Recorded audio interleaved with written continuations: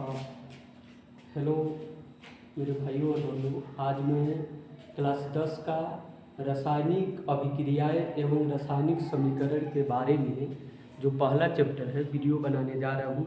इसको ज़्यादा से ज़्यादा लाइक और शेयर तथा सब्सक्राइब कीजिएगा, धन्यवाद। तो आते हम लोग टॉपिक पर। आज का जो टॉपिक है वह है रासायनिक अभिक्रियाएं। रासायनिक अभिक्रियाएं रासायनिक अभिक्रियाएं एवं रासायनिक समीकरण एवं रासायनिक समीकरण एवं रासायनिक समीकरण रासायनिक समीकरण। तो आज का क्लास 10 का जो चैप्टर है पहला केमिस्ट्री का वह है रासायनिक अभिक्रियाएं एवं रासायनिक समीकरण। Okay, have any problem? तो सबसे पहले हम बात करेंगे कि व्हाट इज केमिकल रिएक्शन। रासायनिक अभिक्रिया क्या है? रासायनिक अभिक्रिया क्या है? हम लोग रासायनिक अभिक्रिया पर बात करेंगे। रासायनिक अभिक्रिया यानी केमिकल रिएक्शन। तो रासायनिक अभिक्रिया किसको बोलते हैं जी? तो रासायनिक अभिक्रिया की परिभाषा इस प्रकार है कि जब दो या दो से अधिक पदार्थ या कोई अकेले ही पदार्थ आपस में क्रिया कर, क्या जी? जब दो या दो से अधिक पदार्थ या कोई अकेले ही पदार्थ आपस में क्रिया कर नए गुण वाले पदार्थ का निर्माण करता है। कैसा जी? नए गुण वाले पदार्थ का निर्माण करता हो, तब इस प्रकार के क्रिया को रासायनिक अभिक्रिया कहते हैं। नए गुण वाले पदार्थ का निर्माण करता हो, इसका मतलब क्या जी? कि अभिक्रिया में जो जो पदार्थ भाग लिया है और अभिक्रिया के फलस्वरूप जो पदार्थ बन रहा है उसका गुण बिल्कुल भिन्न है। किससे? तो अभिक्रिया में भाग लेने वाले पदार्थ से। तब इस प्रकार की क्रिया को क्या बोलेंगे बाबू? तो रासायनिक अभिक्रिया बोलेंगे। जैसे कार्बन है C+O2 यह अभिक्रिया करके क्या बनेगा जी? CO2 यानी कार्बन डाइऑक्साइड। यहाँ पर अभिक्रिया में क्या क्या भाग लिया? कार्बन और ऑक्सीजन भाग लिया, और कार्बन और ऑक्सीजन भाग लेकर के क्या बनाया जी? कार्बन डाइऑक्साइड बनाया। तो यहाँ पर कार्बन डाइऑक्साइड जो है वह अभिक्रिया में भाग लिए हुए कार्बन और ऑक्सीजन से बिल्कुल भिन्न है। अब कार्बन डाइऑक्साइड को न तो हम कार्बन कह सकते हैं और कार्बन डाइऑक्साइड को न तो हम ऑक्सीजन कह सकते हैं। वह जो तीसरा पदार्थ कार्बन डाइऑक्साइड बना वो बिल्कुल हट करके बना, एक नए पदार्थ का निर्माण हो गया। इसलिए इस प्रकार के क्रिया को रासायनिक अभिक्रिया कहेंगे। समझ में आया कि नहीं मेरे भाई बहन? Clear? Have any problem? Clear है? यदि कोई प्रॉब्लम होगा तो कमेंट बॉक्स में उसको नोट करके भेजना। क्लियर? तो रासायनिक अभिक्रिया समझ गए। एक बार फिर से बता दे रहा हूँ रासायनिक अभिक्रिया क्या है। कि जब दो या दो से अधिक पदार्थ या कोई अकेले ही पदार्थ आपस में क्रिया कर नए गुण वाले पदार्थ का निर्माण करता हो, तब इस प्रकार की क्रिया को रासायनिक अभिक्रिया कहते हैं। जैसे कि यहाँ पर देखने को मिला। क्लियर है? वो प्रॉब्लम नहीं है। अब हम अगला पढ़ेंगे रासायनिक अभिक्रिया के भाग। ओके, तो रासायनिक अभिक्रिया के कितना भाग होता है जी? तो रासायनिक अभिक्रिया के दो भाग होता है। ये रासायनिक अभिक्रिया है, अब इसका दो भाग होता है। रासायनिक अभिक्रिया का दो भाग होता है। एक क्या होता है जी? अभिकारक। पहला भाग को क्या बोलते हैं? अभिकारक या प्रतिकारक। अभिकारक या प्रतिकारक। और जो दूसरा भाग है उसको बोलते हैं उत्पाद या प्रतिफल। उत्पाद या प्रतिफल बोलते हैं। तो रासायनिक अभिक्रिया का कितना भाग हुआ जी? तो रासायनिक अभिक्रिया का दो भाग हुआ। पहला भाग है अभिकारक या प्रतिकारक और दूसरा भाग है उत्पाद या प्रतिफल। अब बात करते हैं व्हाट इज रिएक्टेंट, यानी अभिकारक क्या है? अभिकारक क्या है? तो रासायनिक अभिक्रिया में भाग लेने वाले पदार्थ को अभिकारक कहते हैं। क्या कहते हैं जी? रासायनिक अभिक्रिया में भाग लेने वाले पदार्थ को अभिकारक कहते हैं। इसे तीर चिन्ह के बाईं तरफ लिखा जाता है। क्लियर है? अब जैसे में क्या हो जाएगा जी, यानी C+O2 और तीर चिन्ह क्या हो गया? CO2। तो यहाँ पर रासायनिक अभिक्रिया में क्या भाग लिया है? C+O2। इसलिए अभिकारक बराबर क्या हो जाएगा जी? अभिकारक बराबर हो जाएगा C+O2। क्यों C+O2? क्योंकि रासायनिक अभिक्रिया में भाग लेने वाले पदार्थ को अभिकारक कहते हैं। इसे तीर चिन्ह के बाईं तरफ लिखा जाता है और यहाँ पर तीर चिन्ह के बाईं तरफ क्या है जी? तो C+O2 है। इसलिए अभिकारक बराबर क्या हो गया? C+O2 हो गया। अब बात करते हैं उत्पाद या प्रतिफल का। तो रासायनिक अभिक्रिया के फलस्वरूप, रासायनिक अभिक्रिया के फलस्वरूप बनने वाले पदार्थ को, रासायनिक अभिक्रिया के फलस्वरूप बनने वाले पदार्थ को क्या बोलते हैं जी? उत्पाद या प्रतिफल बोलते हैं। यानी रासायनिक अभिक्रिया के परिणाम स्वरूप जो पदार्थ बनता है उसे उत्पाद या प्रतिफल बोलते हैं। तो इसे तीर चिन्ह के दाईं तरफ लिखते हैं। अब यहाँ पर तीर चिन्ह के दाईं तरफ क्या है जी? तो CO2 है।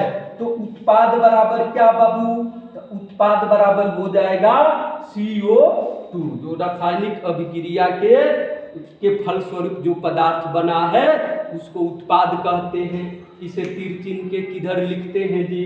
तो दाईं तरफ लिखते हैं। क्लियर हुआ? एक बार फिर से बता दे रहा हूँ। अभिकारक को तीर चिन्ह के बाईं तरफ, उत्पाद को तीर चिन्ह के दाईं तरफ लिखा जाता है। क्लियर है? कोई प्रॉब्लम नहीं ना है? अब हम अगला बात करते हैं कि रासायनिक समीकरण क्या है। रासायनिक समीकरण क्या है? Okay, what is chemical reaction? What is chemical reaction यानी रासायनिक समीकरण किसको बोलते हैं? तो अब ध्यान से समझना है। यानी रासायनिक अभिक्रिया का संक्षिप्त रूप को ही रासायनिक समीकरण बोलते हैं। यानी रासायनिक अभिक्रिया का क्या जी? जो संक्षिप्त रूप है उसी को रासायनिक समीकरण बोलते हैं। क्लियर है? जैसे आजकल जो नाम चल रहा है, संक्षेपण नाम चल रहा है ना, जैसे किसी का नाम है विवेक कुमार, तो उन्होंने क्या लिख दिया जी? बीके लिख दिया। उसी तरीका से रासायनिक समीकरण जो है वो रासायनिक अभिक्रिया का एक संक्षिप्त रूप है। और क्या है जी? संक्षिप्त रूप के साथ साथ इसमें क्या होता है कि रासायनिक अभिक्रिया में भाग लेने वाले पदार्थों को तथा अभिक्रिया के फलस्वरूप बनने वाले पदार्थों को जिस संकेत या अणुसूत्र के माध्यम से व्यक्त किया जाता है उसी को क्या बोलते हैं जी? रासायनिक समीकरण बोलते हैं। एक बार फिर से ध्यान से सुनो। यानी रासायनिक अभिक्रिया में भाग लेने वाले पदार्थों तथा अभिक्रिया के फलस्वरूप बनने वाले पदार्थों को जिन संकेतों या सूत्रों के माध्यम से व्यक्त करते हैं उसी संकेतों या सूत्रों को ही क्या बोलते हैं जी? रासायनिक समीकरण बोलते हैं। क्या बोलते हैं बाबू? रासायनिक समीकरण बोलते हैं। इसीलिए तो मैंने कहा इसके पहले कि रासायनिक समीकरण रासायनिक अभिक्रिया का एक संक्षिप्त रूप है। अब कैसे जी? तब इसको समझेंगे। जैसे आपका कह दिया जाए कि हाइड्रोजन और ऑक्सीजन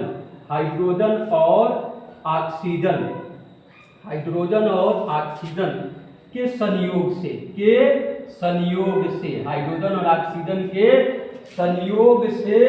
जल बनता है। क्या हाइड्रोजन और ऑक्सीजन के संयोग से जल बनता है? क्या बाबू? तो हाइड्रोजन और ऑक्सीजन के संयोग से क्या बनता है जी? तो जल बनता है। अब इस स्टेटमेंट को हम संक्षिप्त में कैसे लिख पाएंगे? अब जो यह रासायनिक अभिक्रिया है, ये क्या है बाबू? रासायनिक अभिक्रिया है। अब इसके लिए जो संक्षेपण कोड अप्लाई करेंगे ना, वही तो रासायनिक समीकरण है। अब जैसे हाइड्रोजन के लिए क्या दी? H2 लिख दिए, और है तो बीच में क्या दे दिए? O2 दे दिए। अब जल बनता है तो जल का बनता है तो जल का सूत्र क्या हो जाएगा जी? H2O हो जाएगा। क्या हो गया जी? H2O हो जाएगा। अब यह रासायनिक समीकरण हो गया। इतना जो ऊपर वाला स्टेटमेंट था, इतना जो ऊपर वाला स्टेटमेंट था, हाइड्रोजन और ऑक्सीजन के संयोग से जल बनता है, उसके लिए हमने एक संक्षिप्त रूप लिखा जिसके लिए H2 प्लस O2 तीर चिन्ह H2O लिखा। अब इसी का रासायनिक अभिक्रिया का ये संक्षिप्त रूप हो गया। इसलिए नीचे वाला क्या हुआ जी? H2 प्लस O2 तीर चिन्ह H2O क्या हो गया? तो यह रासायनिक समीकरण हो गया। क्लियर है बाबू? अब ये बैलेंस नहीं है तो क्या करेंगे जी? बैलेंस करेंगे तो इधर 2 से गुणा करेंगे तो यह इधर कितना हाइड्रोजन हो गया जी? 4 हो गया। इधर भी 4 चाहिए, इधर 2 से गुणा कर, इधर भी 4 हो गया। इधर ऑक्सीजन कितना हुआ? 2 हुआ। इधर 2 से ऑलरेडी 2 ऑक्सीजन है। ये समीकरण बैलेंस है। तो अब समीकरण को बैलेंस क्यों करते हैं? क्योंकि केमिस्ट्री में जब भी अध्ययन किया जाता है ना, तो संतुलित रासायनिक समीकरण का ही अध्ययन किया जाता है। यदि समीकरण पहले से संतुलित है तब तो कोई बात नहीं है, लेकिन यदि पहले से संतुलित नहीं है तब उसको संतुलित करेंगे। उसको क्या करेंगे बाबू? संतुलित करेंगे। अब आप पूछोगे ना कि अब संतुलित कैसे करते हैं, यानी how to balance chemical equation, how to balance chemical equation. मेरे भाई, केमिकल इक्वेशन बैलेंस करने की कई विधियां हैं, लेकिन कक्षा 10 में हमको केवल अनुमान विधि द्वारा ही रासायनिक समीकरण को बैलेंस करना है। अब हम बात करते हैं अनुमान विधि क्या है। तो अभी तक क्लियर हुआ ये सब, अनुमान विधि क्या है? ओके, तो अनुमान विधि द्वारा रासायनिक समीकरण को हम कैसे बैलेंस करते हैं? तो अनुमान विधि द्वारा रासायनिक समीकरण को बैलेंस करने के लिए उचित संख्या से अभिकारक और प्रतिफल के परमाणुओं की संख्या में गुणा या भाग करके और दोनों तरफ तीर चिन्ह के दोनों तरफ के परमाणुओं की संख्या क्या करते हैं जी? बराबर करते हैं। इसी को अनुमान विधि बोला जाता है, जिसको अंग्रेजी में हीट एंड ट्रायल मेथड बोलते हैं जी।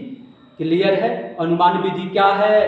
तो रासायनिक समीकरण को संतुलित करने का एक विधि है जिसमें अभिकारक या प्रतिफल में उचित संख्या से गुणा या भाग करके परमाणुओं की संख्या को क्या किया जाता है जी? बराबर कर दिया जाता है। तो दोनों तरफ परमाणुओं की संख्या बराबर हो जाता है, बस बैलेंस हो गया। यह कौन सा विधि है जी? अनुमान विधि है। जैसे हमने अभी एक एग्जाम्पल दे रहा हूं अनुमान विधि का। जैसे सोडियम है, सोडियम और क्या हो जाएगा जी? क्लोरीन हो जाएगा, Cl2 हो गया। अब दोनों अभिक्रिया करेगा तो क्या बनेगा जी? तो सोडियम और क्लोरीन मिलकर के सोडियम क्लोराइड बनेगा। क्या बनेगा बाबू? सोडियम क्लोराइड बनेगा।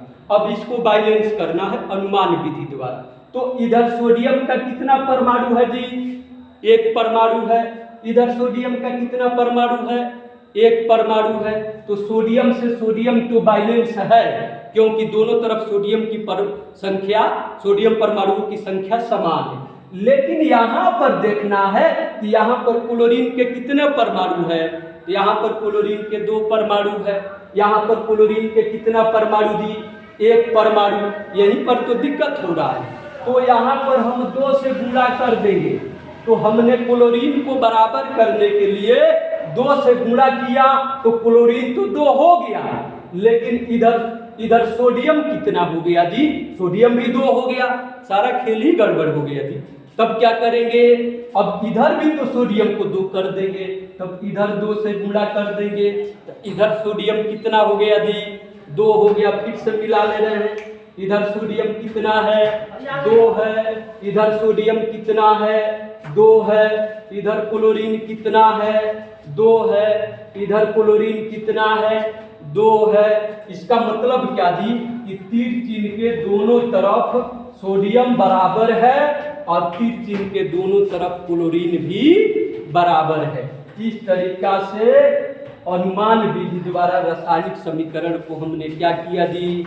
संतुलित किया। क्या किया बाबू, संतुलित किया।